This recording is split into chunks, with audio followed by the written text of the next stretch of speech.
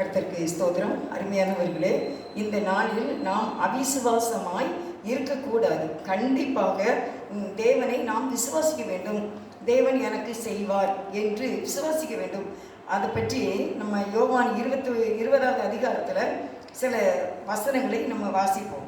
எப்படி அப்படின்னா, ஏசப்பா உயிர்த்தெழுந்த பிறகு, யோவான் 20 அதிகாரத்தில் ஏசப்பா உயிர்த்தெழுந்த பிறகு என்ன நடக்குது? முதலாவது ஒரு சம்பவம் நடக்குது.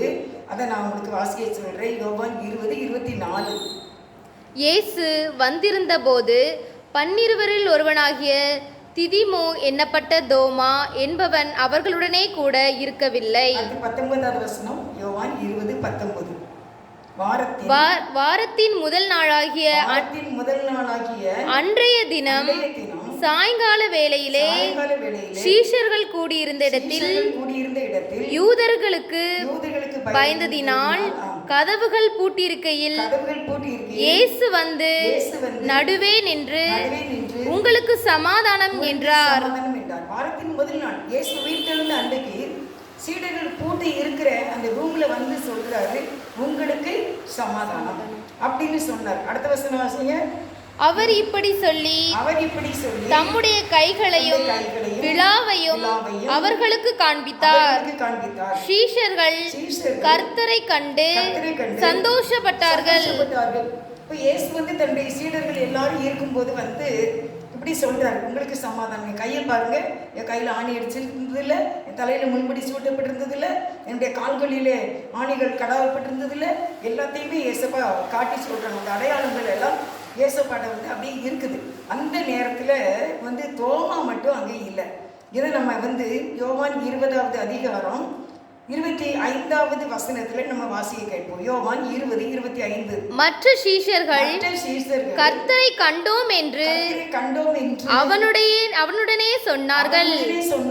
அதற்கு அவன் அவருடைய கைகளில் ஆணிகளினால் உண்டான காயத்தை நான் கண்டு அந்த காயத்திலே என் விரலை விட்டு என் கையை அவருடைய விழாவிலே போட்டால் ஒழிய விசுவாசிக்க மாட்டேன் என்றான்.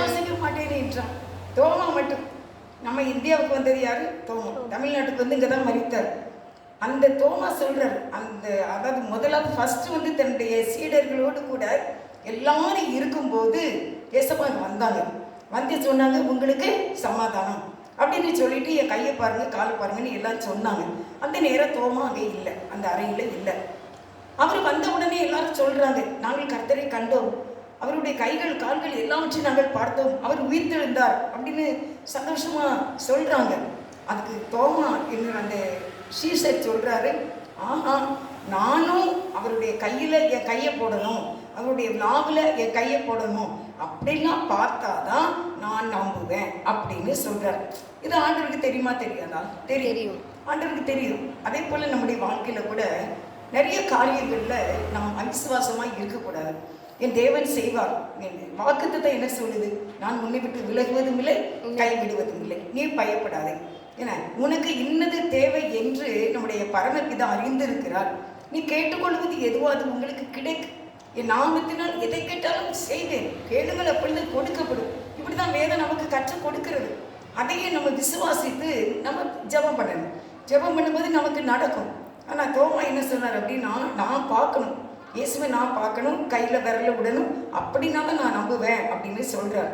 இது இயேசு அறிந்து விட்டார். அடுத்த வசனம், மறுபடியும் 8 நாளைக்கு பின்பு அவருடைய சீஷர்கள் வீட்டுக்குள்ளே இருந்தார்கள். தோமாவும் அவர்களுடனே கூட இருந்தான். கதவுகள் பூட்டப்பட்டிருந்தது. அப்பொழுது இயேசு வந்து நடுவே நின்று உங்களுக்கு சமாதானம் என்றார். இப்ப திருப்பியும் கதவையெல்லாம் பூட்டி இருக்கு. இப்ப தோமா அங்கே இருக்கிறார். அந்த நேரத்துல கதவெல்லாம் பூட்டி இருக்கிற இடத்துல ஏசப்பா அப்படியே உள்ள வந்துச்சாங்க பாருங்க. இப்படி ஆவியாத்மா சரீரத்தோடு வந்து நிற்கிறாங்க. தேவனால நமக்கு எல்லாம் முடியும். நீங்க விசுவாசிக்கிறதுக்காக இந்த சம்பவத்தை உங்களுக்கு நான் சொல்லிக் கொண்டு இருக்கின்றேன். என்ன பூட்டி இருந்தா என்ன, எத்தனை வாசல் பூட்டி இருந்தா என்ன, எத்தனை கதவுகள் பூட்டி இருந்தா என்ன, நம்முடைய வாழ்க்கையில எல்லாமே அவிசுவாசமாக தோன்றியலா என்ன, அது வியாதியா இருக்கட்டும், கடன் பாரங்களாக இருக்கட்டும், என்ன சமாதானம் இல்லாம இருக்கட்டும், குடும்பங்களில் பிள்ளைகள் படிப்பாக இருக்கட்டும், வேலையாக இருக்கட்டும், திருமண காரியத்தின் தடையாக இருக்கட்டும், குழந்தை பாக்கியத்தினுடைய காரியமாக இருக்கட்டும், எதுவானாலும் அது எப்படி பூட்டப்பட்டிருந்தாலும் அதை உடைக்க, அதை திறக்க தேவன் நம்ம நடுவிலே வந்து நமக்கு அற்புதங்களை செய்ய தேவன் வல்லமை உள்ளவராக இருக்கிறார் என்பதற்காக இந்த உண்மையான சம்பவத்தை உங்களுக்கு சொல்லிக் கொண்டு இருக்கின்றேன்.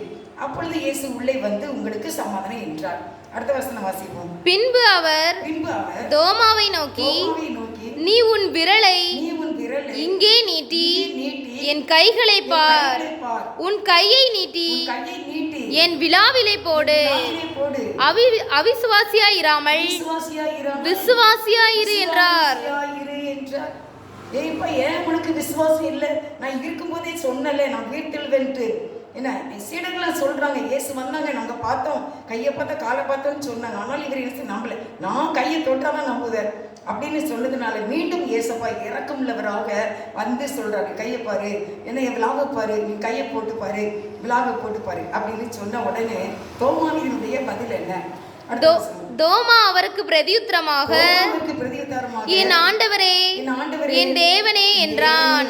உடையவருக்கு பயமாயிற்று. ஐயோ, நம்ம இப்படி சொல்லிட்டு இருந்தேன். ஆமா, ஏசப்பா தான் வந்திருக்காங்க. இந்த விழாவில் ஈட்டியால குத்துனது இருக்குது, கையில் ஆணி அடிச்சது இருக்குது, காலில் ஆணி அடிச்சது இருக்குது, முள்முடி சூட்டப்பட்டது இருக்குது. என் ஆண்டவரே, என் தேவனே என்றார். அவருக்கு சந்தோஷமாயிற்று. என்ன, தன்னுடைய அவிசுவாசம் நீக்கிட்டு இப்போ மிகுந்த மகிழ்ச்சி ஆயிற்று. நம்முடைய வாழ்க்கையில கூட நம்ம அவிசுவாசியா இருக்காம விசுவாசமா இருந்து சந்தோஷப்படணும். அடுத்த வசனம். அதற்கு இயேசு, தோமாவே, நீ என்னை கண்டதினாலே விசுவாசித்தாய், காணாதிருந்து விசுவாசிக்கிறவர்கள் பாக்கியவான்கள் என்றார்.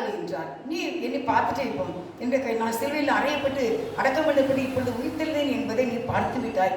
ஆனால் இதை பார்க்காத ஜனங்கள், பார்க்காதபடி என்னை விசுவாசிக்கிற ஜனங்கள் பாக்கியவான்கள் என்றார். அருமையானவர்களே, உங்களுக்கு நான் இன்றைக்கி சொல்லுகிற சத்தியம் என்ன அப்படின்னா, நம்ம அவிசுவாசியாக இராமல் விசுவாசமாக இருக்க வேண்டும். எப்படியும் என் தேவன் எனக்கு நன்மையானவர்களை தருவார், அற்புதங்களை செய்வார் என்று உறுதியாக விசுவாசிக்கும் போது நம்முடைய காரியம் ஜெயமாயிரும். அதான் சொல்றார், அவிசுவாசியாக இராத விசுவாசியாக இரு சொன்னார். தோமாவை பார்த்து சொன்னதை பார்க்கிறோம். உடனே அவர் என் தேவனே என்றார். நம்முடைய வாழ்க்கையில ஆண்டவருடைய கிருபையினால நீங்களும் அவிசுவாசமாய் இருக்காதீங்க, விசுவாசமாய் இருங்க. கண்டிப்பா தேவன் உங்களுக்கு அற்புதமான காரியங்களை செய்து சந்தோஷப்படுத்தி ஆச்சரியப்படும்படி கிருபை செய்து உங்களை ஆசீர்வதிப்பார். உண்மையாகவே உங்களை ஆசீர்வதிப்பார். நீங்கள் விசுவாசத்தோடு இருங்கள். கர்த்தருக்கு ஸ்தோத்திரம். God bless you.